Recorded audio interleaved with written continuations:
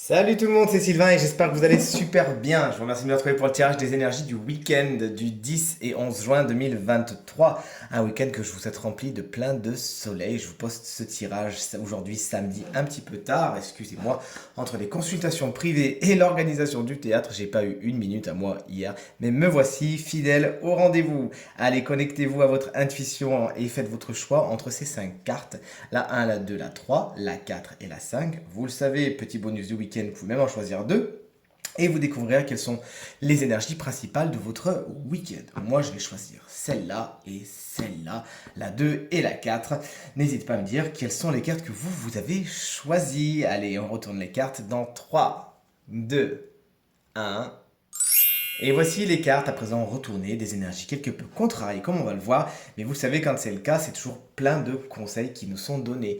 La carte numéro 1, si vous l'avez choisie, c'est le 10 de bâton. À l'endroit, vous avez pas mal de choses à faire ce week-end, pas mal de pain sur la planche, beaucoup de projets, vous avez envie d'accomplir beaucoup de choses, mais quand on voit le 9 de bâton un petit peu renversé à côté, carrément renversé, on pourrait se dire attention à ne pas trop non plus charger la barque et n'hésitez pas à dire allez, aujourd'hui je fais ça, ça, ça, demain je ferai ça, ça, ça. Mais faites pas tout en même temps, si possible déléguer, vous verrez que quand on avance à plusieurs, c'est encore mieux. Vous risquez de vous fatiguer sinon. C'est d'ailleurs une des prédictions du 9 de bâton qui est ici, en carte numéro 2, si vous l'avez choisi.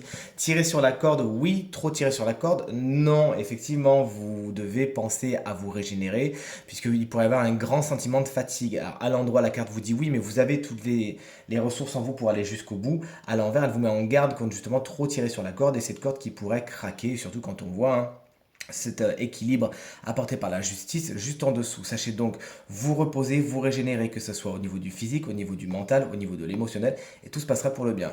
Moi, ça me parle bien, fatalement.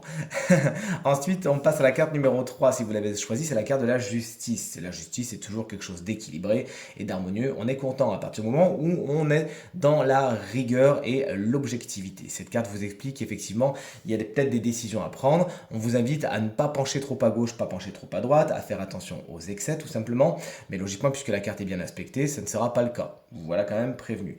Des affaires juridiques, légales, administratives pourraient également avoir lieu, avoir cours ce week-end.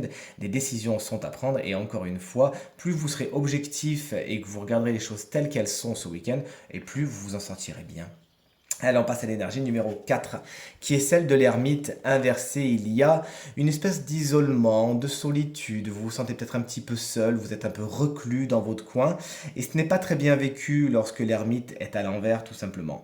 Êtes-vous esselé? Peut-être que c'est vous qui vous êtes d'un côté, qui vous mettez de côté. Il pourrait y avoir un petit sentiment de rejet, mais encore une fois, c'est peut-être juste une appréciation de votre esprit. C'est pas vraiment le cas. Peut-être êtes-vous fatigué, avez-vous besoin de vous reposer justement, et il ne faudra pas hésiter à le faire, quitte à dire bah non, je viens pas te voir, je suis désolé, j'ai très envie, mais il faut que je me repose. Cette carte vous invite également à ne pas être que dans la parole, c'est-à-dire si vraiment vous avez envie d'acter des choses, acter des changements, acter des programmes, des ambitions, que sais-je, pour ce week-end, il ne faudra pas simplement le dire, mais aussi passer à l'acte. Et enfin, la cinquième carte, si vous l'avez choisie, c'est celle du valet de pentacle à l'envers. Alors vous aussi, vous avez envie de faire plein de trucs, vous avez envie de concrétiser des choses, mais vous n'êtes pas assez préparé. C'est-à-dire si vous avez envie de bricoler la moto, mais vous n'avez pas tous les outils, vous avez envie de faire un bon petit plat pour régaler votre monde ce week-end, mais il vous manque la moitié des ingrédients, vous voyez ce que je veux dire? Donc en gros, pour parvenir à vos fins, le valet de pentacle inversé vous invite vraiment à préparer le terrain et à faire en sorte que les bases soient solides et saines afin de monter l'édifice que vous avez envie de voir grandir.